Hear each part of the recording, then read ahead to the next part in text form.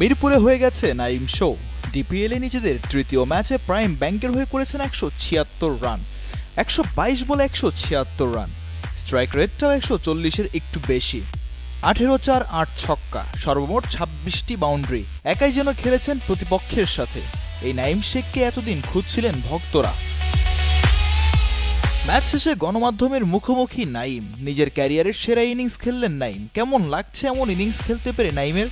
আলহামদুলিল্লাহ, ভালো লম্বা একটা ইনিংস খেলতে পারছি, খুবই ভালো লাগতেছে। ১৭৬ রানে এসেই ধরা দিলেন নাইম শেখ। ঠিক সেই মুহূর্তে নাইমের কেমন লাগছিল? এক্স্যাক্টলি ওই টাইমে মনে হচ্ছিল আর একটু কনসেন্ট্রেট থাকলে ভালো, হয়তো আমি 36-7 ওভারের সময় আউট হয়েছি, হয়তো আর একটু শেষ করতে পারলে 44-5 পর্যন্ত যাইতে পারলে হয়তো ডিফারেন্ট কিছু অ্যাচিভ করতে পারতাম। মাত্র ২৪ রান দূরে থেকেই আউট হয়ে গিয়েছেন নাইম। অর্থাৎ আর ২৪ রান করলেই হয়ে যেত অধুরা ডাবল সেঞ্চুরি। সে আক্ষেপেই পড়ছেন কিনা জানালেন তিনি।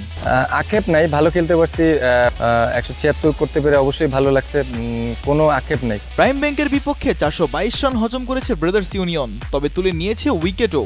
কেমন ছিল ব্রাদার্স ইউনিয়নের বোলিং লাইন আপ? ওইভাবে আমি পার্সোনাল কোনো অপিনিয়ন দিতে চাই না, আমি আমার বেস্টটা খেলার চেষ্টা করছি। আগের থেকে অনেক সাবলীল ফুটওয়ার্ক দেখা যাচ্ছিল আজকের ম্যাচে। এমন ফুটওয়ার্কের কারণ জানতে চাইলে ব্যাখ্যা দিলেন প্রাইম ব্যাংকের এই ব্যাটার। না, স্পেসিফিক ফুটওয়ার্ক নিয়ে ওরকম আমি লাস্ট 2 বছর ধরে যেভাবে কাজ করতেছি, যেভাবে ব্যাটিং করতেছি, ওই সেম প্রসেসেই ব্যাটিং করছি, হয়তো বেশি অ্যাক্টিভ মনে হয়েছে মাঠে। মিজানুর রশিদ, কালের কণ্ঠ স্পোর্টস।